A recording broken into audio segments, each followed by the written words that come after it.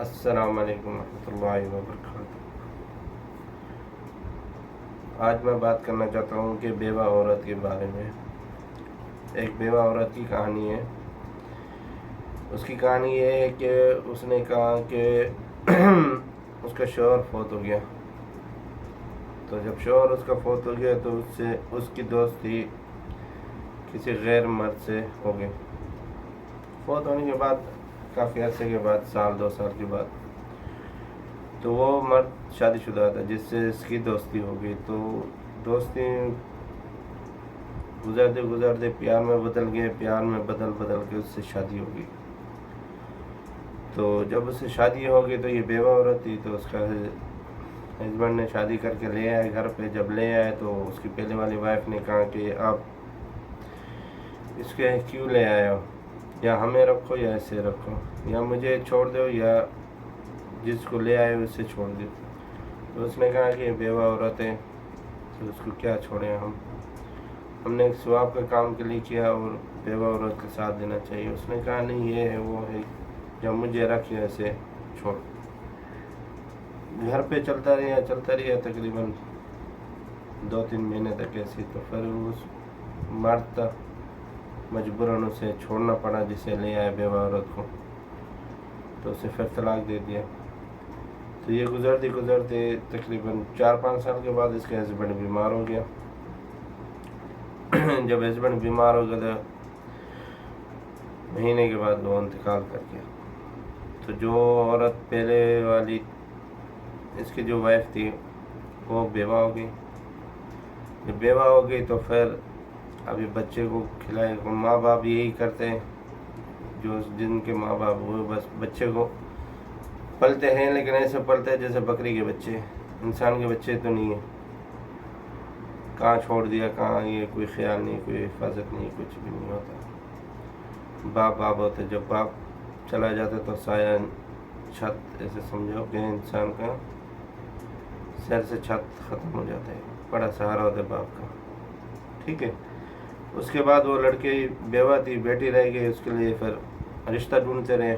اس کی ماں، کیونکہ نوجوان لڑکی تھی، اتنی بڈھی بھی نہیں تھی، تو کوئی رشتہ نہیں آ رہا تھا۔ تو سب کہتے ہیں کہ شادی شدہ ہے، اس کا ہسبینڈ مر گیا۔ یہ ہسبینڈ کا ہمارے میں یہ ہے کہ جو بھی اگر مرد مر جائے تو بولتے ہیں عورت خراب ہے، کہ عورت کی وجہ سے اس کا ہسبینڈ مر گیا۔ اگر عورت مر جائے تو پھر بولتا ہے ہسبینڈ پتہ نہیں بد نصیبی کیا ہے، اس کا کیا مسئلہ ہے کہ اس کی عورت چلے گئی۔ یعنی وہ تو ہر انسان کا اللہ کو پتہ ہوتا ہے ہر چیز کا۔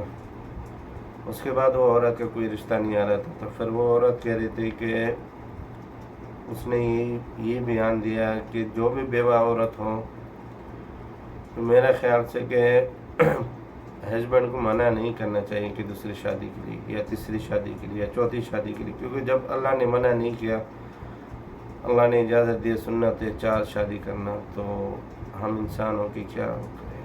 اللہ جو بھی کرتا ہے بہتر کرتا ہے، کیونکہ وہ لڑکی اتنی مجبور تھی، نوجوان بیٹی ہوئی تھی، ان کے گھر پر رشتہ نہیں آ رہا تھا کیونکہ وہ شادی شدہ تھی۔ یہ بات ہے کہ وہ لڑکی یہ کہہ رہی تھی کہ میں وہ عورت کو بھگا دی تھی۔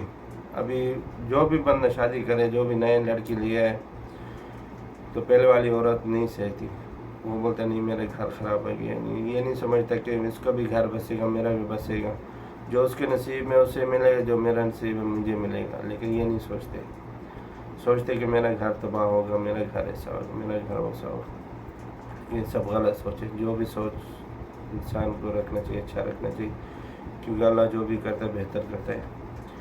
تو وہ بیوہ عورت ایسی رہے گی ساری زندگی، اس کی شادی نہیں ہوئی۔ اسی نے یہ کہانی لکھا اور اس نے یہ باتیں کی کہ بیوہ عورت کو ہمیشہ شادی کر دینا چاہیے۔ اور یہ غلط ہے جو عورت سمجھتی کہ میرے وجہ سے اس کا میری عزت کم ہو جائے، یہ ہو جائے۔ نہیں، عزت بڑھ جاتی ہے، 2 شادی ہو چاہے 3 شادی ہو، ہر انسان کا نصیب اپنے جو نصیب ہے وہی ملے گا، چاہے 1 شادی میں، چاہے 2 شادی میں، چاہے 3 شادی میں۔ اور میں آپ سے درخواست کرتا ہوں کہ آپ لوگ بھی جو بیوہ عورت ہے ان کا خیال کریں، جس کی جتنی تک خواہش برداشت کر سکتے خرچہ تو انسان شادی کر لے، کیونکہ ہمارے سنت میں ہے کہ 4 شادی کر سکتے ہیں.